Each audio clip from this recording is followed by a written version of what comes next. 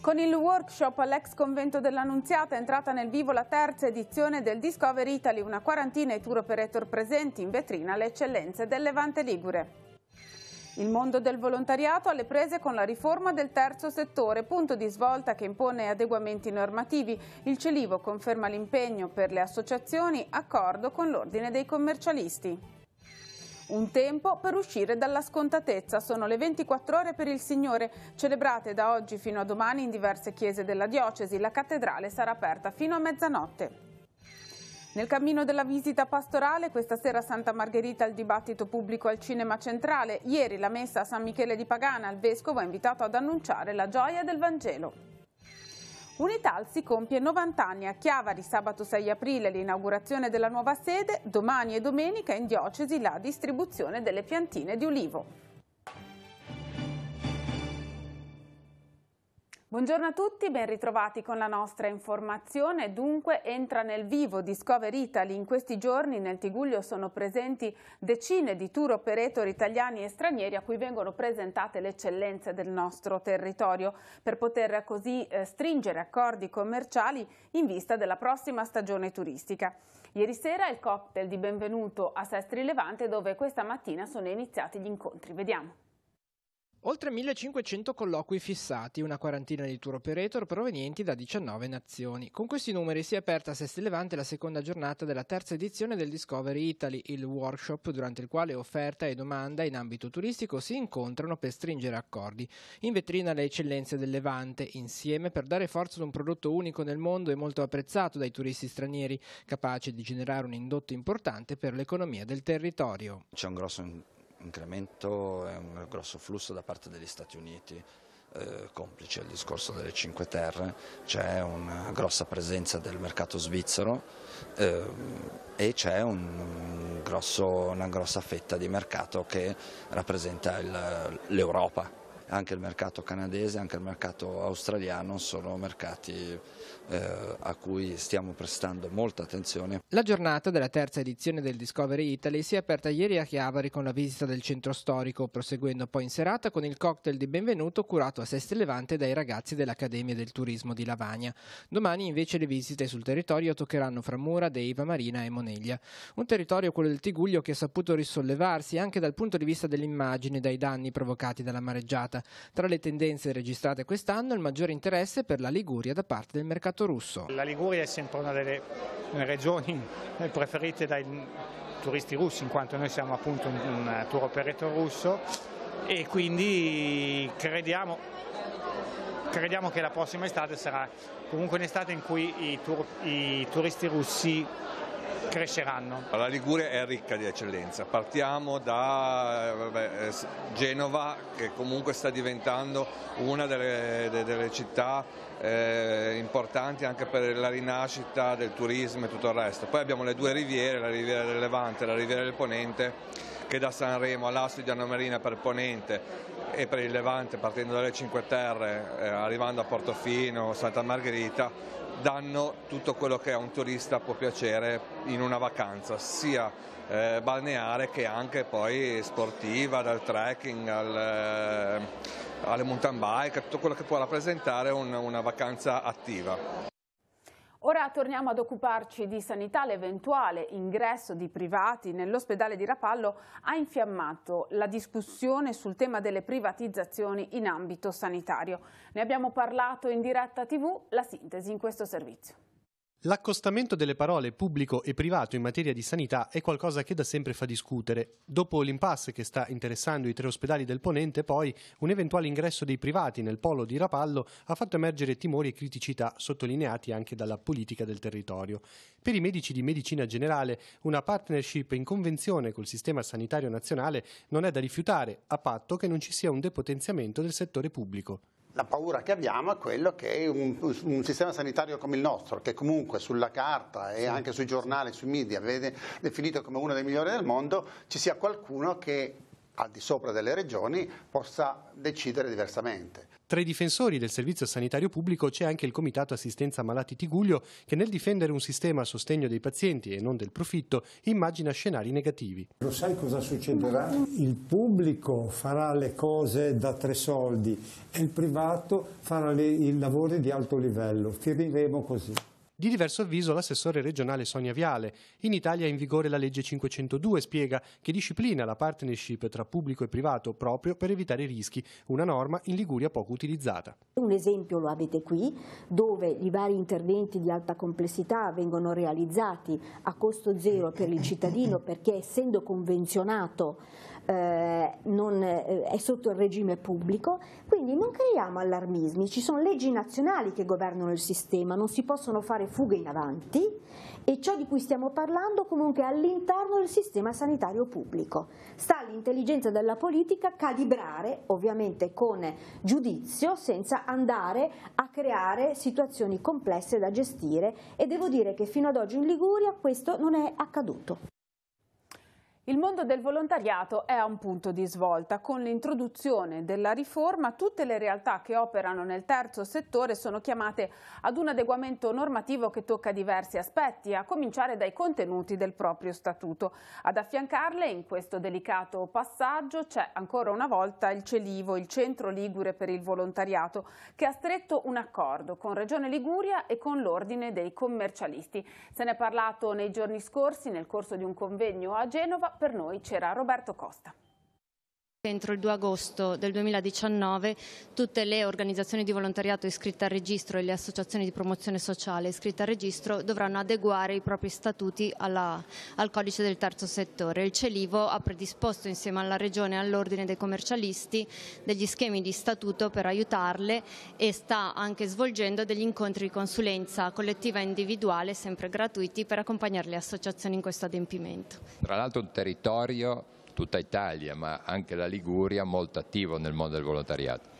Assolutamente, la Liguria ha una tradizione storica secolare nel mondo del volontariato. A Genova sono nate alcune delle più antiche organizzazioni di volontariato italiane, sono tantissime le associazioni interessate dagli adempimenti della riforma e pochi mesi per aiutarle ad adeguarsi. C'è qualcosa che deve fare per primo il presidente di un'associazione? Assolutamente sì, abbiamo una scadenza abbastanza imminente, il 3 agosto del 2019, le associazioni attualmente iscritte nei registri regionali, quindi organizzazioni di volontariato e associazioni di promozione sociale, come peraltro anche le ONLUS, devono modificare i propri statuti e adeguarli alla normativa. E qual è il punto fondamentale di questo statuto nuovo?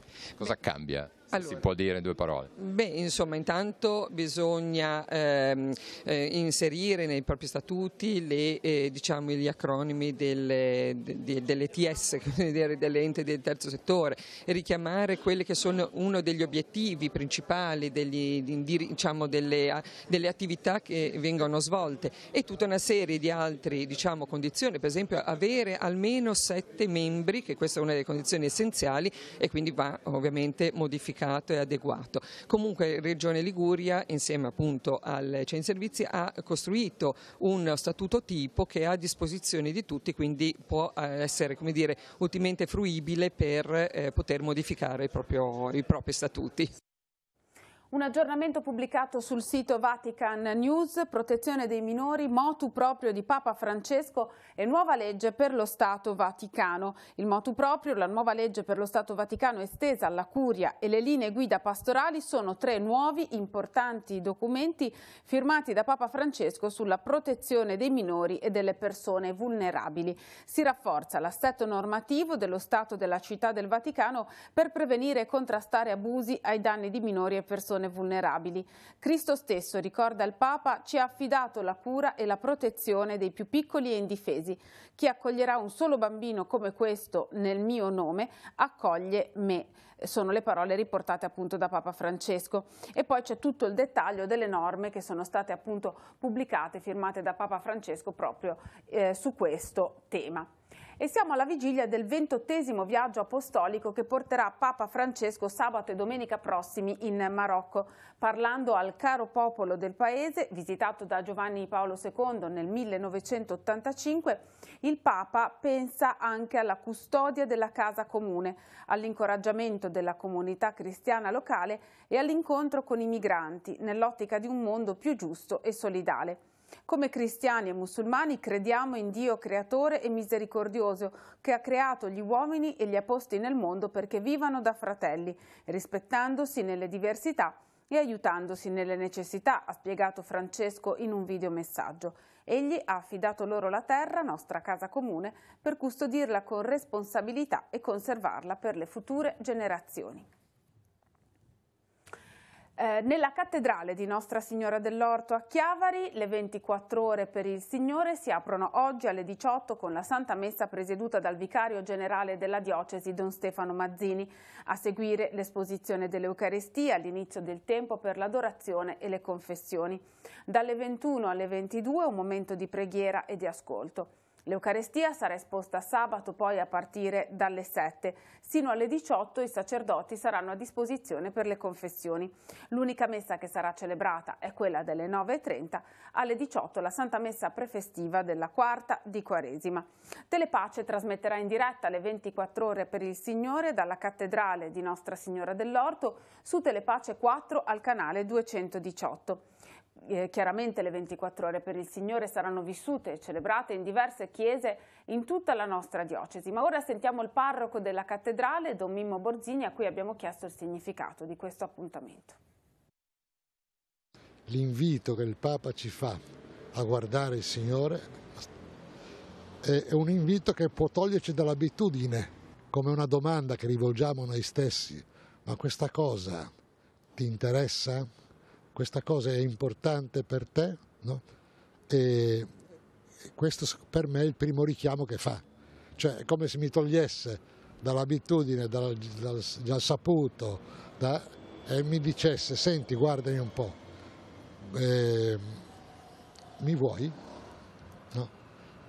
E questo a questo non si può rispondere semplicemente con un fatto di tradizione, di consuetudine, no? Piatto. Possiamo dire, in base all'esperienza degli anni passati, che un po' di gente è passata e si è confessata, c'è chi è stato davanti al Santissimo.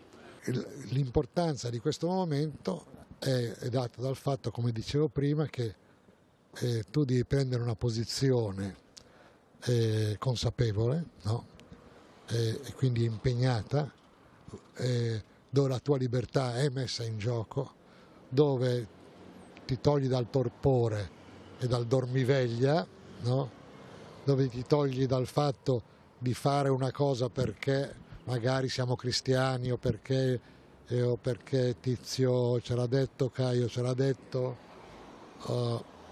da toglierci da questo modo scontato e formale, no? E il Signore ci prende e ci dice: stai con me.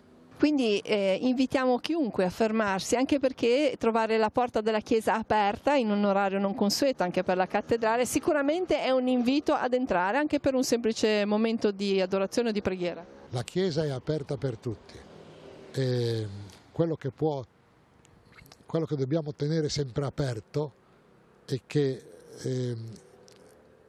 andando dal Signore ed essendo la chiesa aperta, non è detto che non possa succedere qualcosa di imprevisto e di inaspettato. Proseguono gli appuntamenti inseriti nel calendario della visita pastorale di Monsignor Alberto Tanesini alle parrocchie di San Michele di Pagana, Santa Margherita Ligure e Portofino. Oggi pomeriggio il Vescovo sarà nella parrocchia di Santa Margherita per un tempo di incontro personale con i fedeli. Alle 18 la celebrazione della Santa Messa. Questa sera alle 21 al Cinema Centrale l'incontro pubblico con il pastore della diocesi sul tema della fede della società di oggi. Tutti sono invitati a partecipare e a intervenire. Intanto ieri c'è stata la messa nella parrocchia di San Michele di Pagana. Uscire dall'adattamento a gesti religiosi ormai consolidati per ravvivare la comunità e dare testimonianza della gioia del Vangelo è il primo scopo della visita pastorale. Lo ha detto Monsignor Alberto Tanasini celebrando la Santa Messa nella parrocchia di San Michele di Pagana. In questa comunità il Vescovo tornerà domenica per visitare le zone colpite dalla mareggiata e per celebrare l'Eucarestia delle 11 assieme ai fedeli. Un momento ulteriore di questa visita pastorale nella quale, ha confidato il Vescovo ai parrocchiani di San Michele, lo stesso pastore della diocesi sta ricevendo molto. Io stesso ricevo molto da questo condividere la fede, non solo annunciarla, non solo testimoniarla, non solo garantirla, qual è il compito degli apostoli, ma condividerla. E il Signore mi dà la grazia di condividerla. Traendo spunto dalla liturgia, Monsignor Tanasini ha poi riflettuto sul sentimento di tristezza espresso dal profeta Isaia nel momento in cui si voltano le spalle al Signore, esperienza piuttosto attuale oggi. Diventa nostra quella tristezza e ci fa domandare se noi possiamo ancora di più amare il Signore, e ancora meglio, e ancora più sul serio. Il Vescovo ha invitato a chiedere il dono dello Spirito che dà luce agli occhi e infiamma i cuori. Farsi carico di un mondo che volge le spalle a Dio significa chiedere al Signore che col dito di Dio vinca le tenebre e dirlo. Il Vangelo è gioia. Il Vangelo è la verità dell'uomo secondo il disegno di Dio. Il disegno è pace del cuore. Sabato e domenica Unitalsi distribuirà sulle piazze di tutta Italia le piantine di olivo per raccogliere fondi per sostenere la propria attività. Anche nella nostra diocesi ci saranno i volontari che si stanno preparando al grande momento di festa di sabato 6 aprile, quando a Chiavari sarà inaugurata la nuova sede di Corso Assarotti. Come saranno utilizzate le offerte che raccoglierete?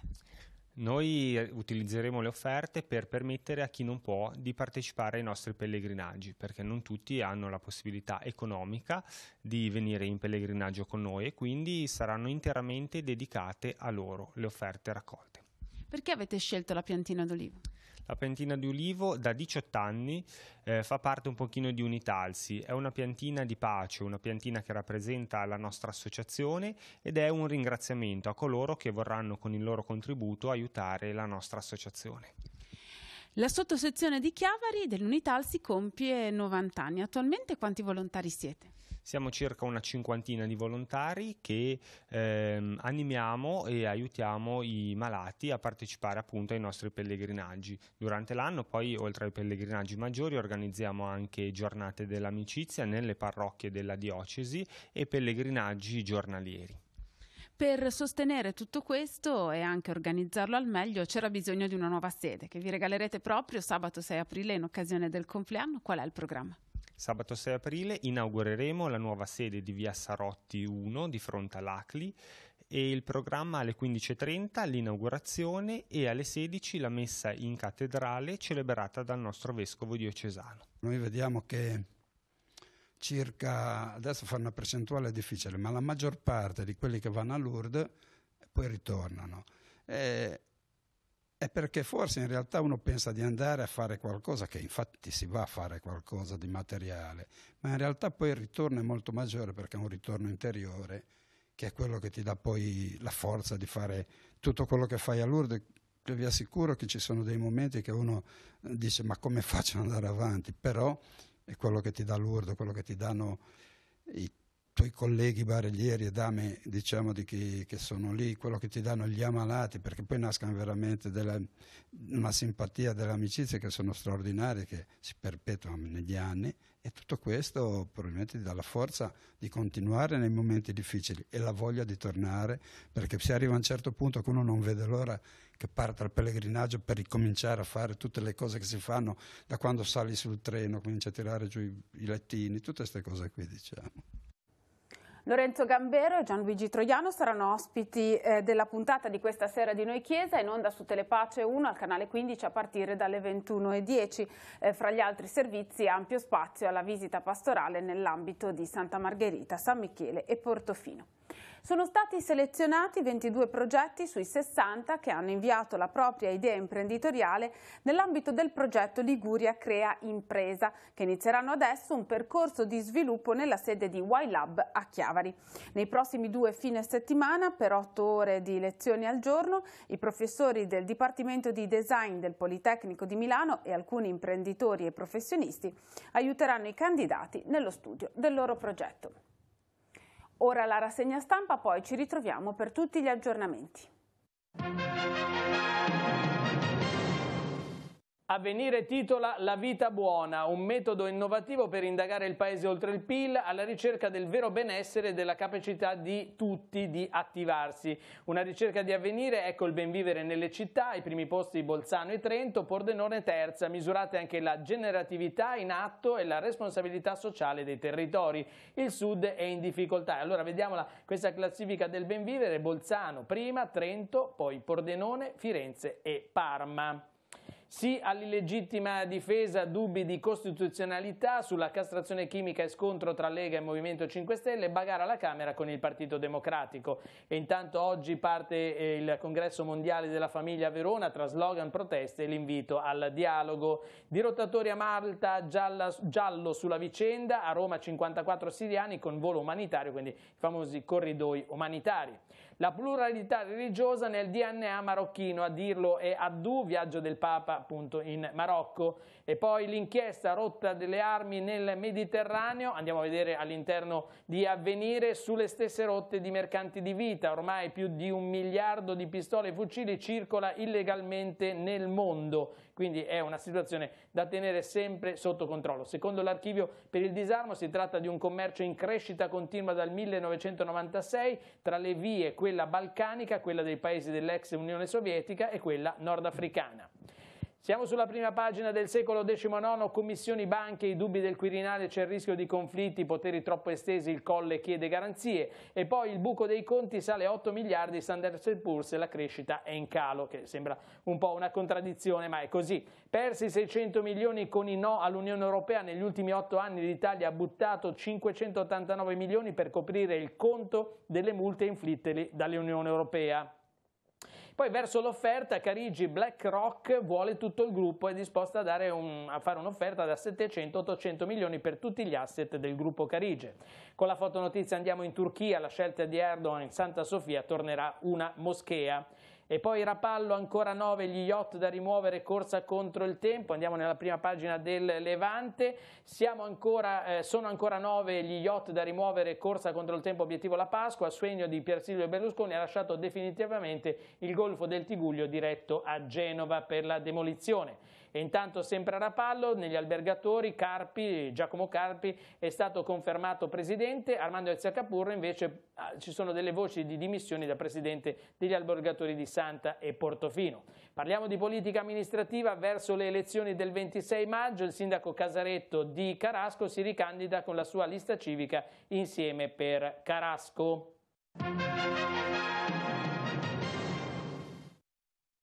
Per gli aggiornamenti andiamo in redazione, dove oggi per noi c'è Andrea Capitani. Grazie Emanuela, buongiorno a tutti. Andiamo a Lavagna. L'area che è stata liberata dall'abbattimento della veranda Ostigoni sarà utilizzata per riorganizzare la sistemazione dei banchi del mercato giornaliero. Lo comunica la commissione che guida la città. L'obiettivo è quello di valorizzare la piazza centrale attraverso una sistemazione più organica che permetta di migliorare la viabilità pedonale e l'utilizzo dell'area di vendita.